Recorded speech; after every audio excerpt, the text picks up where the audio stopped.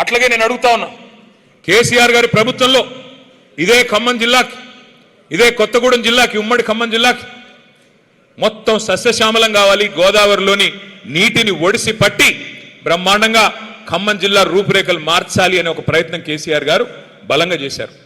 కాంగ్రెస్ వాళ్ళు రాజీవ్ సాగర్, ఇందిరా సాగర్ అనేది 2 ప్రాజెక్టులకి జలయజ్ఞంలో భాగంగా రాళ్ళేసిపోయారు.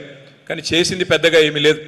కానీ కేసీఆర్ గారు ఎవరో నాయకుల పేర్లు, తెలంగాణకు సంబంధం లేని వాళ్ళ పేర్లు ఎందుకని చెప్పి ఆలోచన చేసి మీ జిల్లా మొత్తం తెలంగాణకు ఆరాధ్య దైవమైన భద్రాద్రి సీతారామ స్వామి వారి పేరు మీద సీతారామ ప్రాజెక్ట్ అని పెట్టి మన జిల్లాకి 7 లక్షల ఎకరాలకి, కొత్తగా 4.5 లక్షల ఎకరాలకి కొత్త ఆయకట్టు స్థిరీకరించడానికి ఎన్ఎస్పి కింద ఉండే కాలువల కింద ఉండే వ్యవసాయాన్ని స్థిరీకరించడానికి 2.5 లక్షల ఎకరాలకి, మొత్తంగా 7 లక్షల ఎకరాలకి సాగునీరు అందించే ఒక బృహత్తరమైన యజ్ఞానికి శ్రీకారం చుట్టారు.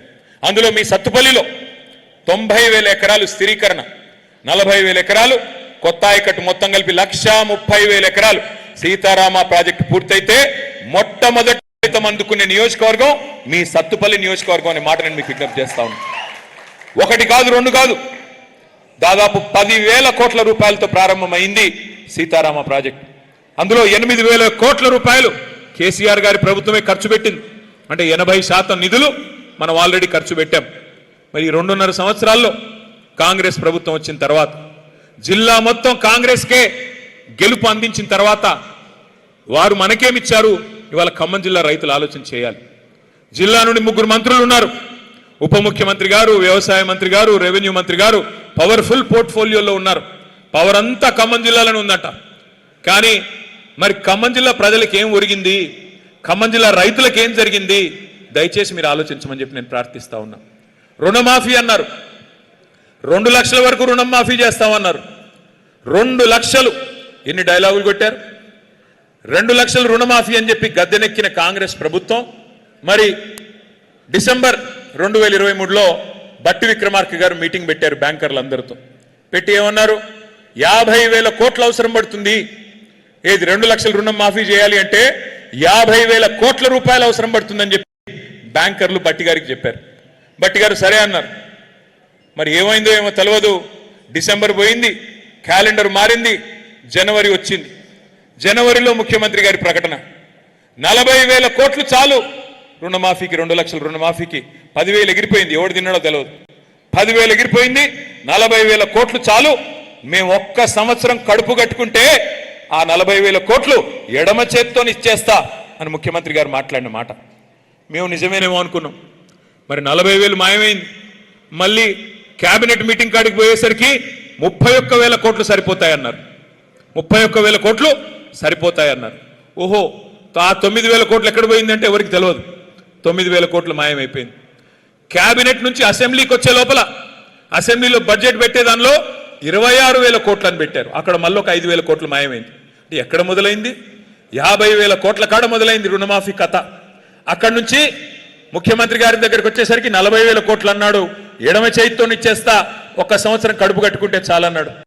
తర్వాత మళ్ళీ క్యాబినెట్ కాడికి వచ్చేసరికి 31,000 కోట్లు. అసెంబ్లీకి వచ్చేసరికి బడ్జెట్ సమావేశాలకు వచ్చే వరకు 26,000 కోట్లు. అక్కడి నుంచి చివరికి ఎక్కడ ఆగిందయ్యా అంటే ఈ మధ్యన నొక్కి నొక్కి చెప్తున్నారు తుమ్మల గారు, 20,000 కోట్లు ఇచ్చాం. అయ్యా నేను అడుగుతా ఉన్నా, 50,000 కోట్లు అని చెప్పింది మీరే, 50,000 కోట్లు అవసరం పడుతుందని చెప్పింది డిసెంబర్ 23లో మీరే, ఇవాళ 20,000 కోట్లు ఇచ్చామని చెప్తుంది మీరే. అంటే దాని అర్థం ఏంటి? రూపాయిలో 40 పైసలు మాత్రమే రుణమాఫీ జరిగింది, ఇంకా 60 పైసలు కాలేదు.